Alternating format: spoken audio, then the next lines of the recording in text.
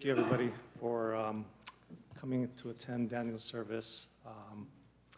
Bear with me, I'm trying to get my bearing here. For those of you who don't know me, my name is Kwang. I am Daniel's brother-in-law and his sister Miriam's husband.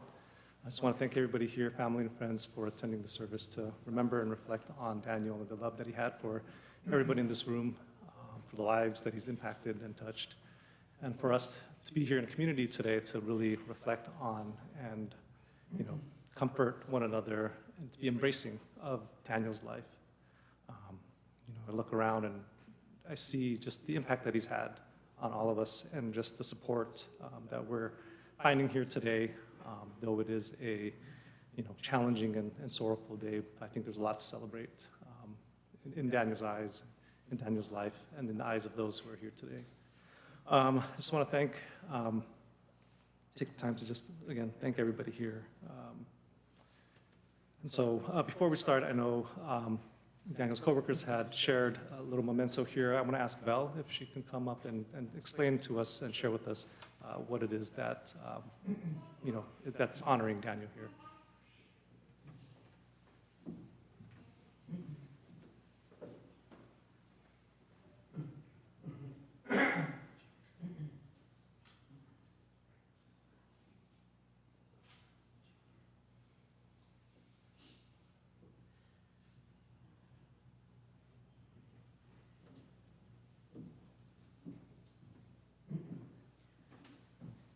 Hello, I'm Adabel Garza. I work for the Texas Department of Public Safety, where we had the honor of working with Daniel for the last year and a half. He was one of our compliance review investigators. Our state is divided into districts, and we are part of 6M3 district. And within our district, we have about 12 investigators. Daniel was one of them. As I was reading Daniel's obituary, we have our family life and our work life. And when I was reading that, I felt that we also knew Daniel as his family. We always say within the department that we're a family, and we truly are a family. And so when I was able to read that obituary and feel that I knew him as Daniel, and not just Daniel, someone we work with, it warmed my heart. And together, as our team, we decided to put this shadow box together for him to present to his family. If you can see it, there's a Texas flag at the top, and that flag was flown at the Capitol in Daniel's honor on Monday. There's a certificate at the bottom, and the certificate says, Certificate of Honor. It is with great honor and respect that the Texas Department of Public Safety present to the family of Daniel De Leon, Compliance Review Investigator, the Texas flag flown over the state capitol on June 30th, 2025. May this flag serve as a symbol of remembrance and honor for Investigator De Leon's legacy. And it is signed by our Major, Omar Viria. And some of our chain of command, our lieutenants, captain, and major are here as well to honor him.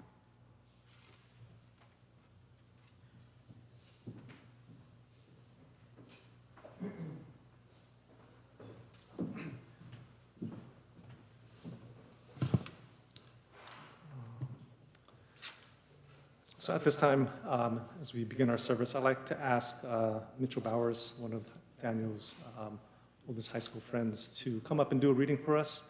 I feel like the poem that he's going to read really reflects kind of what we're trying to embody of Daniel, but also as you're listening to the poem, I want you to think about Daniel and his embrace of us, right? Daniel's there to comfort, to support us, and I feel like this poem reflects his arm around our shoulders here today.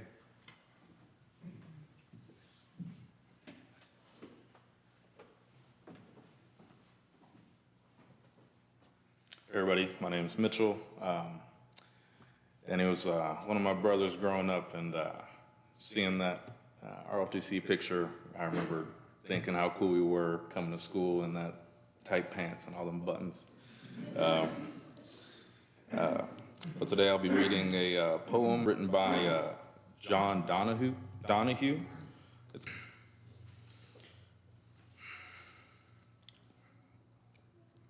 on the day when the weight deadens on your shoulders and you stumble, may the clay dance to balance you. And when your eyes freeze behind the gray window and the ghost of loss gets into you, may a flock of colors, indigo, red, green, and azure blue, come to awaken in you a meadow of delight. When the canvas frays in the carotch of thought and stain of the ocean blackens beneath you, may there come across the waters a path of yellow moonlight to bring you safely home.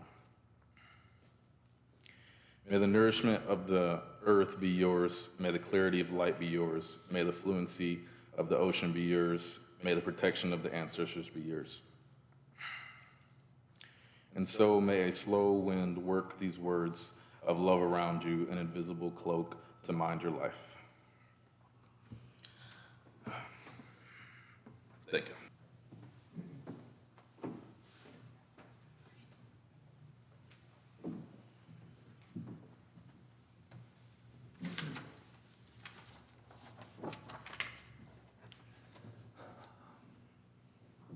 At this time, I'd like to ask for Miguel to guide us with the eulogy for Daniel.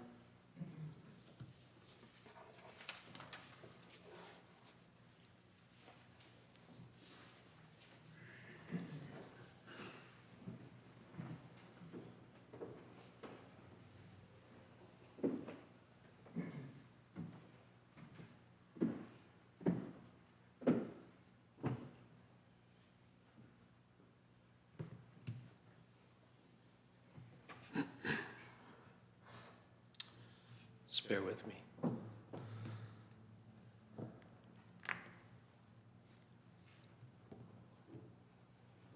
Sergeant Daniel Correa de Leon. You blessed this world with your life on May 23rd, 1996, beginning with your parents and siblings. You took on the early name of Bam Bam because you somehow managed to break a lot of things that you touched. A curious child and human you were, that never ended. At the age of 4, you began your journey of comfort that you provided for many of us with your father Art. He was the first to feel it. After many sleepless nights, harsh dreams, you laid your hand upon his shoulder and said, "I'm going to pray to God to take your nightmares away," impacting his life forever. Even with such deep impacts, you were still a child, thinking that the shoes you bought would dictate the speed that you ran, if you were fast or slow. Each day running home excited for your grandma's burritos, burrito in one hand, kissing your mom on the forehead, saying, "Love you, mama."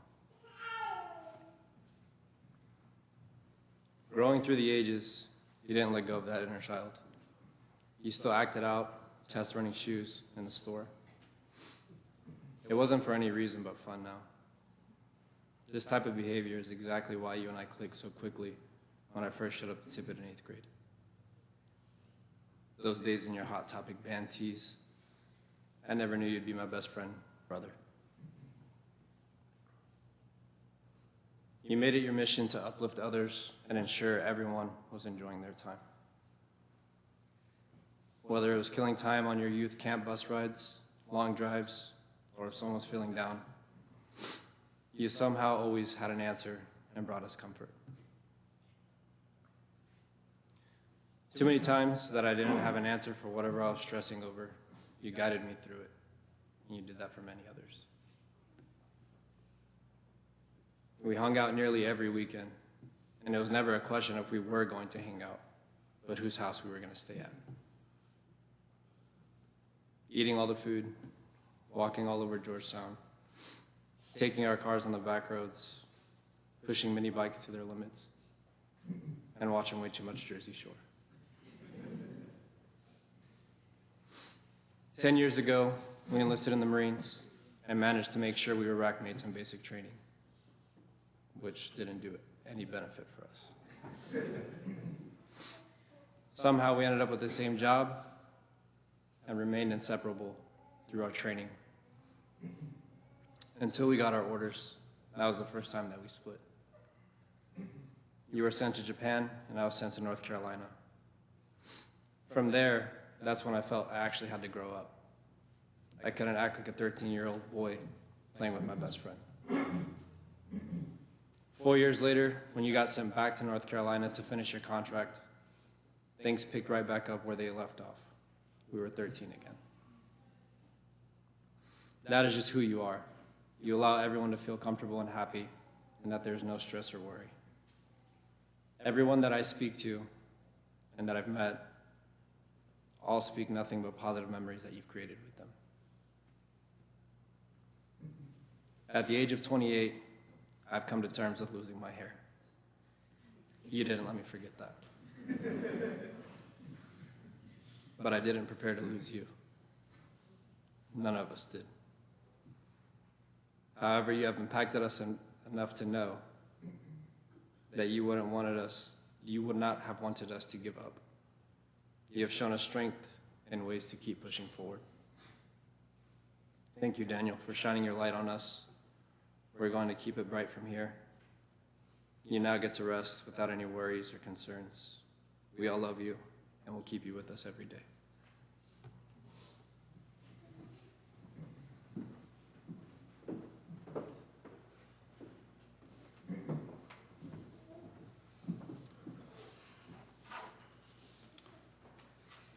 At this time, I'd like to ask Martin, Daniel's older brother, to come up and say a few words.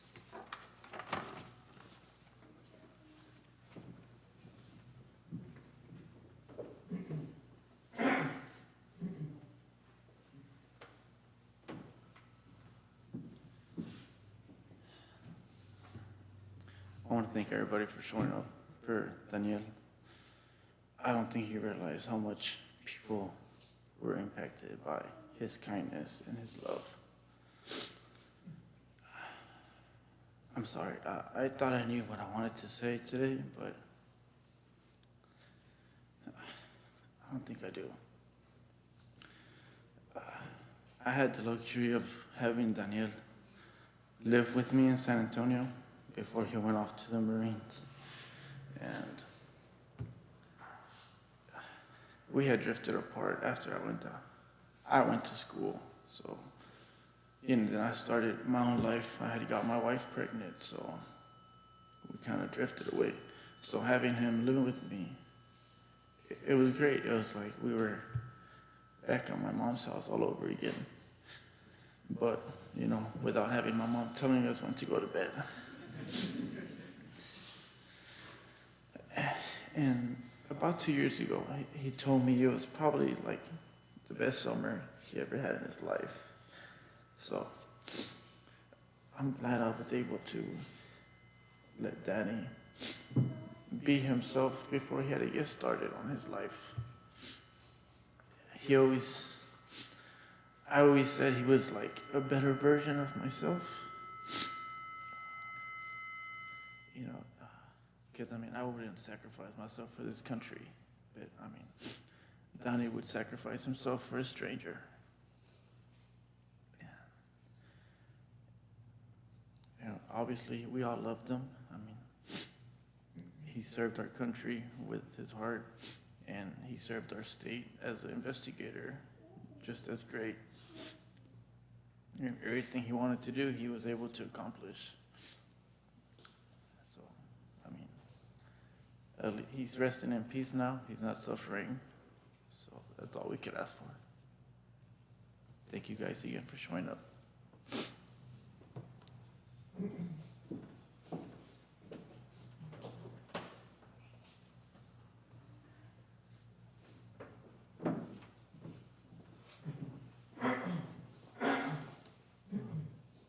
At this time, we have a video message from Luis, who wasn't able to attend today. So he has a pre-recorded message that we're going to play here for, for his words. So.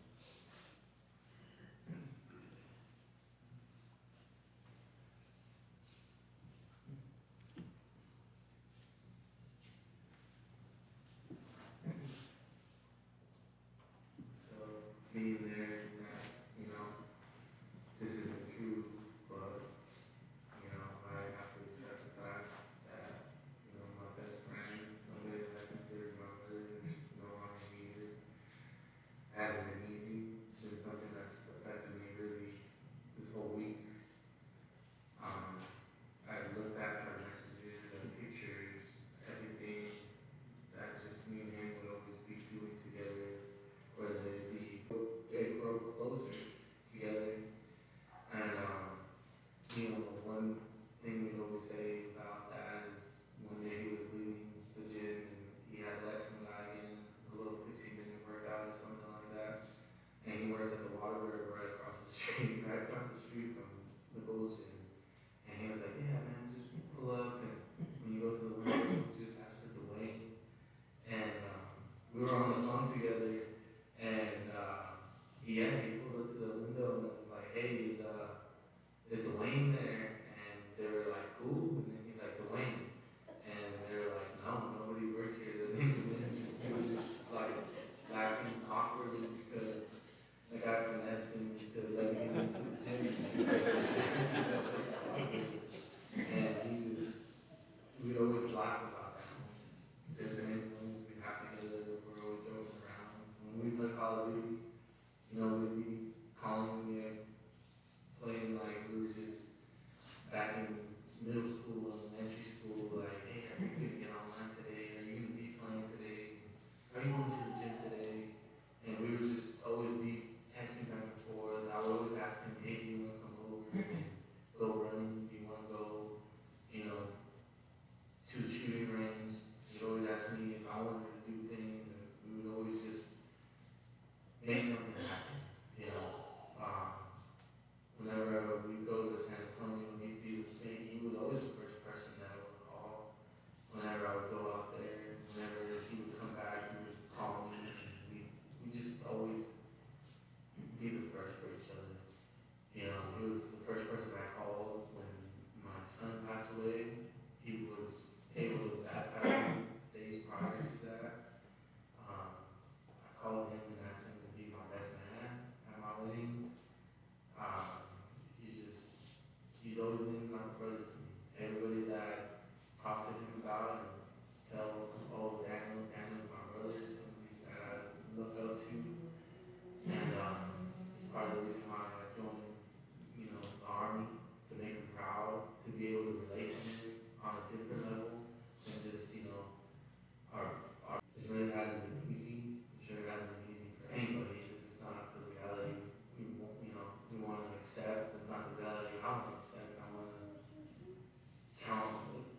There's been countless times where I want to call him and I'm like, damn, but I can't. When I'm going to call, I know he's going to answer. But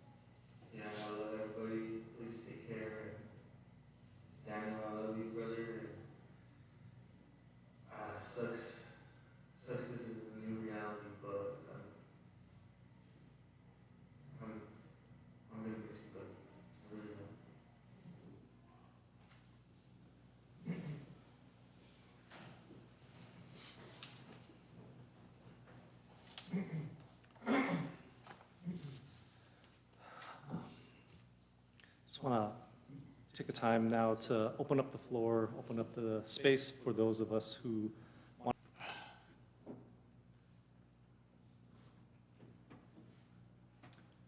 My name is Sam Williams. Daniel was actually, he asked for my permission to marry my daughter Mercedes, and I didn't hesitate.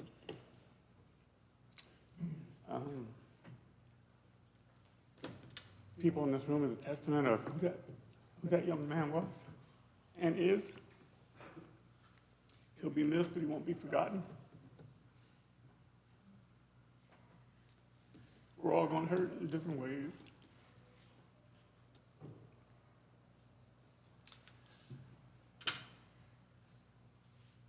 His parents, it's never going to go away. It's not going to go away for me and my wife because we have to see it in my daughter's face. But we want you to know we